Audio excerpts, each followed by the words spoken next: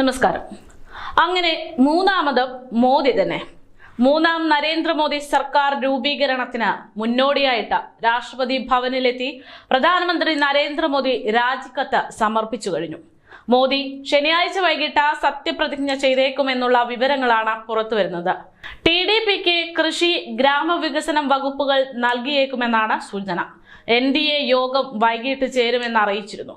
ചന്ദ്രബാബു നായിഡു ഡൽഹിയിലെത്തി. പൊതുമിനിമം പരിപാടിക്കായി സഖ്യ സർക്കാർ രൂപീകരിക്കാനാണ് മോദിയുടെ നീക്കമെന്നതായിരുന്നു ആദ്യം വന്ന റിപ്പോർട്ടുകൾ. BJPക്ക് കേവല ഭൂരിപക്ഷമില്ലാതിരിക്കുക, സഖ്യകക്ഷികളുടെ സമ്മർദ്ദത്തിന് വഴങ്ങി ഭരിക്കേണ്ടി വരിക എന്നതെല്ലാം ചർച്ചയായിരുന്നു. ഗുജറാത്ത് മുഖ്യമന്ത്രിയായിരിക്കുമ്പോഴും 10 വർഷം പ്രധാനമന്ത്രിയായിരിക്കുമ്പോഴും അഭിമുഖീകരിച്ചിട്ടില്ലാത്ത പ്രതിസന്ധിയാണ് മോദിക്ക് മുന്നിലുള്ളതെങ്കിലും അതിനെയെല്ലാം മോദി മറികടക്കും.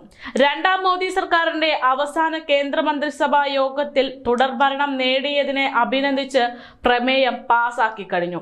മൂന്നാം തവണയും അധികാരത്തിൽ എത്തുമെന്നറിഞ്ഞതോടെ ലോക നേതാക്കളെല്ലാം പ്രധാനമന്ത്രി നരേന്ദ്രമോദിക്ക് ആശംസയറിയിച്ച രംഗത്തെത്തുന്ന നിമിഷങ്ങളാണ് ഇത്. ലോക്സഭാ തിരഞ്ഞെടുപ്പിൽ BJPയും NDA മുന്നണിയെയും വിജയത്തിലേക്ക് നയിച്ച് മൂന്നാം തവണയും അധികാരത്തിലേറുന്ന പ്രധാനമന്ത്രി നരേന്ദ്രമോദിക്ക് അഭിനന്ദനങ്ങൾ എന്നാണ് വിവിധ രാജ്യങ്ങളിലെ ഭരണത്തലവന്മാർ X പ്ലാറ്റ്ഫോമിലൂടെ വിജയാശംസകൾ അറിയിച്ചിരിക്കുന്നത്. ലോകത്തിലെ ഏറ്റവും വലിയ ജനാധിപത്യ പ്രക്രിയയായ രാജ്യത്തെ തെരഞ്ഞെടുപ്പ് വിജയകരമായി പൂർത്തിയാക്കാൻ സാധിച്ചതിൽ ലോക നേതാക്കൾ ഇന്ത്യൻ ജനതയെയും അഭിനന്ദിച്ചിട്ടുണ്ട്. മോദിയുടെ മൂന്നാം ഭരണത്തിൽ രാജ്യം കൂടുതൽ ഉയരത്തിലേക്ക് എത്തട്ടെ എന്നാണ് അവർ ആശംസിക്കുന്നത്.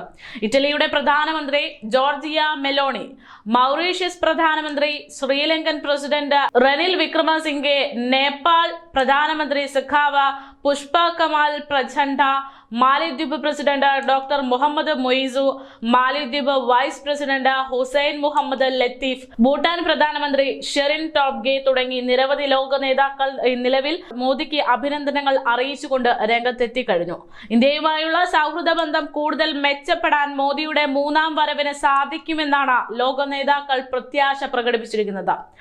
പ്രധാനമന്ത്രി നരേന്ദ്രമോദിയുടെ നേതൃത്വത്തിൽ മത്സരിച്ച NDA സഖ്യം 290 സീറ്റുകൾ നേടിക്കൊണ്ട് ഇത്തവണ സർക്കാർ രൂപീകരണം ഉറപ്പിച്ചിരിക്കുകയാണ്.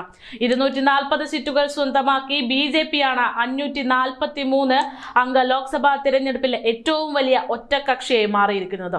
മുന്നണിയിലെ പ്രബല കക്ഷികളായ ചന്ദ്രബാബു നായിഡുവിന്റെ TDPയുടെയും നിതീഷ് കുമാറിന്റെ JDUവിന്റെയും പിന്തുണ ഉറപ്പാക്കിയതോടെയാണ് BJP സർക്കാർ രൂപീകരിക്കുമെന്ന് വ്യക്തമായത്. എന്തായാലും പ്രധാനമന്ത്രി നരേന്ദ്രമോദി മൂന്നാം തവണയും ഭരണത്തിൽ ഏറാൻ പോകുന്ന നിമിഷങ്ങളാണ് ഇനി വരാൻ പോകുന്നത്. അതിന്റെ ആഘോഷങ്ങളും അതിന്റെ നടപടികളും തുടരുന്നു എന്ന റിപ്പോർട്ടുകൾ പുറത്തു വരികയാണ്. മോദിക്ക് ലോകരാജ്യങ്ങളിൽ നിന്നുള്ള ഇത്തരത്തിലുള്ള ആശംസകൾ വരുന്നത് പ്രധാനമന്ത്രി നരേന്ദ്രമോദി എത്രത്തോളം ഈ രാജ്യത്ത് പ്രധാനപ്പെട്ടതാണെന്നും അതേപോലെ തന്നെ ഇന്ത്യ എന്ന രാജ്യത്തിനു വേണ്ടി എത്രത്തോളം അദ്ദേഹം പ്രവർത്തിച്ചു എന്നതിന്റെയും തെളിവ് തന്നെയായി മാറുന്നു.